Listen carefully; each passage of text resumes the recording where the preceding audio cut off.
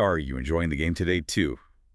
We are jumping into a deep dive on a Super Famicom classic that is, it's the very definition of absurd, frantic fun. Oh, an absolute classic. We're talking Ganbare Goemon 2, Keiretsu Shogun Meganisu. Released in late '93. And this game, it didn't just follow up the first Goemon on the Super Famicom. No, it completely ripped up the blueprint. It really invented the whole action comedy identity that would define the entire series. Exactly. Our mission today is to analyze that transition. Goemon 2 moved away from that sometimes frustrating action-adventure format of the first one. And it went all in on this pure, zany, side-scrolling system. We need to zoom in on how it basically defined the future of the series with two huge staples. Right, yeah. The playable debut of Sasuke, the ninja mech. And the giant, beloved, and frankly, sometimes terrifying mech, Goemon Impact. Right. Ultimately, we want to figure out why Goemon 2 is celebrated as this definitive co-op masterpiece and, whether its biggest flaw is actually part of its genius. Let's do it. The premise itself is just magnificent. It sets the tone perfectly. It's so bizarre. So our heroes, Goemon and Ebisumaru, they win a luxury trip to a resort in Ryukyu. That's Okinawa. But the whole thing is a rigged raffle. Of course it is. So they think they're on vacation, and then suddenly Sasuke shows up. He's the Karakuri ninja mech, created by their mentor, the knowledgeable old man. And while all this is happening, the villain, this eccentric foreign general, mages... The Keiretsu Shogun himself. He turns Odo Castle into a flying fortress to conquer Japan. The entire vacation was just a setup to get Goemon out of the way. I love it. The whole mission is just a ridiculous road trip across Japan. Yeah, they have to travel all the way from the south in Kyushu up to Hokkaido in the north. And what's their ultimate weapon to save the country? A tiny conch shell. A tiny conch shell to summon the latest super ultra gorgeous, very massive Karakuri mech. Goemon Impact. The game just immediately tells you, hey, don't take any of this seriously. Not at all. And that absurdity flows right into the new character dynamics, which are built for co-op. Right, we go from 2 characters to 3, and each one feels like a specialized tool. You've got Goemon, who's your all-rounder, your balanced hero, and his weapon progression is so much better in this one. Oh yeah, that flame chain Kisaru he gets. It has amazing reach. It's just a fantastic final weapon. And his coin toss sub-weapon is super cheap, so he's great for farming money and items. He's kind of the anchor. Then you've got his complete opposite, Ebisumaru. Oh, Ebisumaru. Playing as him on the high platform stages was just a nightmare. He's so slow, his jump is so weak. But the trade-off is that his final weapon, the Cracker Hurricane, is incredibly powerful. It just clears the screen. He's the heavy hitter you have to protect. And then there's the breakout star, Sasuke. His debut as a playable character, he is the speed demon. Highest jump, fastest movement. His aerial attacks, especially that kunai two-sword throw, give him so much control in the air. He's basically the easy mode for platforming. But the designers were really clever here. They balanced him. How so? His powerful kunai throw is actually a sub-weapon attack.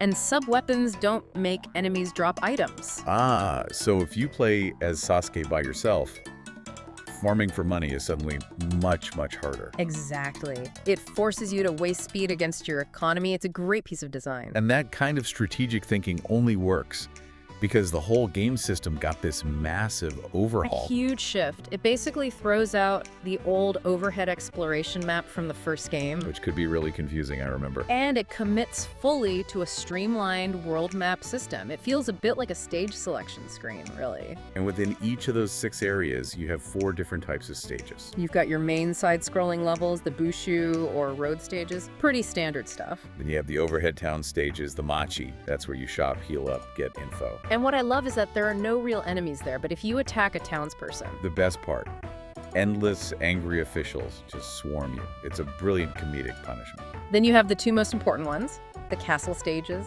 the Shiro. Which are these long-themed platforming levels that end with a really unique boss fight. And then the impact battle stages. We will definitely be coming back to those. Yeah. But all of this is supported by so many small quality of life improvements. Oh yeah, like adding a button dash. A lifesaver. You didn't have to waste your money on the Waraji speed-up sandals anymore. And the health system. Your life upgrades are permanent until you get a game over. That was huge. It was. And even the game over penalty was softened.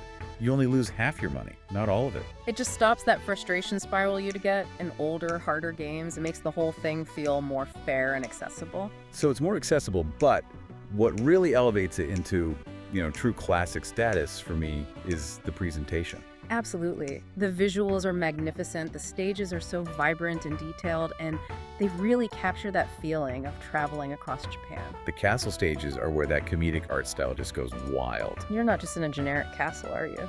No, you're platforming on giant sushi and tempura. Or you're dodging enemies on these huge Kokeshi dolls and kendama toys. It's that perfect blend of traditional Japanese culture and complete bonkers absurdity. And that aesthetic is paired with what is, I think, arguably the best soundtrack in the entire franchise. It's a huge step up. They moved from the more traditional sound of the first game towards what everyone calls Japanese rock. It's this amazing fusion, right? Traditional instruments driving this high-energy rock beat. And every single road stage has a different song, which enhances that feeling of a journey, the Tabidu kind. And that castle stage theme, Kakenuka Timatsu no Ruka wo, is just an instant shot of adrenaline. I can hear it in my head right now. But the real reason this is considered the definitive co-op game on the console has to be the on-boost system. The piggyback system. Oh. This was a game changer for playing with a friend. So for anyone who doesn't know, one player can literally jump onto the other player's back. The person on the bottom does all the moving and jumping. And the person on top is free to just unleash a constant barrage of powerful, combination-specific sub-weapon attacks. This is what makes Ebisumaru viable. If you're stuck on a hard platforming section, nimble Sasuke can just carry him across. It encourages genuine teamwork. It's not just two people playing next to each other, you're actually working together. Okay, so we've talked about why people love it, but we have to get into the criticisms because the shift wasn't loved by everyone. No, it wasn't. For a lot of the series veterans, getting rid of that big overhead map was controversial. They felt it lost some of its action-adventure identity. Yeah, some people thought it was becoming more generic, sort of like Super Mario World's structure. And then there's the issue of volume. The game feels a little short. It's a big problem. There are only 38 stages total, which is only 25 if you're just counting the main action stages. Which isn't a lot for this kind of game. And what makes it so much worse is that the best stages, the unique castle stages, and the impact stages cannot be replayed. That always killed me. You beat this amazing themed boss, and then it's just gone from your save file forever. You can't go back. It really makes the game feel smaller than it is. But if we're going to talk about the main point of stress, the one thing that still makes players angry today, I know exactly where this is going. it has to be the impact battles. Ugh, the impact fights. They are just so brutally difficult compared to the rest of the game. It's this huge difficulty spike out of nowhere. You're in a 3D cockpit fighting a giant mech. And your energy, your oil is just constantly draining. It's a race against the clock before you even get hit. And blocking a big attack also drains your oil. Oh. The bosses are unforgiving too. That first one, the Yokozuna mech, can just wreck you in seconds. And if you lose, they mock you. They add this perfect slapstick insult to your injury. What's so wild is that the game expects you to master these really complex 3D controls. With zero tutorial, no practice stage, it just throws you into the deep end, cold. You know, connecting this back, maybe that difficulty spike is part of the design. How do you mean? Well, the game is mostly this gentle, funny adventure. These incredibly stressful impact battles are like these dramatic punctuation marks. They force you to focus. That's an interesting take. It breaks the comedy just long enough for the threat to feel real. Exactly. So moving into its legacy, this is the game that really cemented Goemon's identity, right? Absolutely. It established that SF Jidegeki cornerstone, that perfect mix of traditional Japan, sci-fi, and slapstick comedy. And of course, the Goemon Impact became the face of the franchise. Which is funny because the design of its head was actually based on a costume from an old Goemon TV commercial. No way. So it went from a marketing gimmick to the series' most iconic element. Yep. And the game is filled with other little bits of trivia, like in the food-themed castle. Oh, the Washoku Castle. I remember this. There's an instant death trap where you get finely sliced by a Tokoroten cutter. The thing that's used to make, like, gelatin noodles. It's so morbidly hilarious. And for any diehard Konami fans, the towns are a goldmine. Oh yeah, they're packed with Easter eggs. You can find cameos from all their legendary characters. Like Gillian Seed from Snatcher, the Super Famicom design of Simon Belmont. Even Sparkster from Rocket Knight Adventures. It really felt like a celebration of the company. And you have to mention the connection to Comic Bomb Bomb magazine. The staff actually put the manga artists and the editors in the credits. They said they used ideas from reader posts for the characters. It was a game really shaped by its fans. It really was. So what does this all mean for you, the listener? Goemon 2 managed to shed the frustrating parts of the first game, and it offered this joyous, accessible adventure built on clever co-op and a killer soundtrack. It was funny, it was beautiful, and it was rewarding, even if those Impact boss fights still give us nightmares. And here's a final provocative thought to mull over. For a series that defined itself on lighthearted comedy, how much of its lasting appeal relies on the sheer, terrifying difficulty of those Impact battles?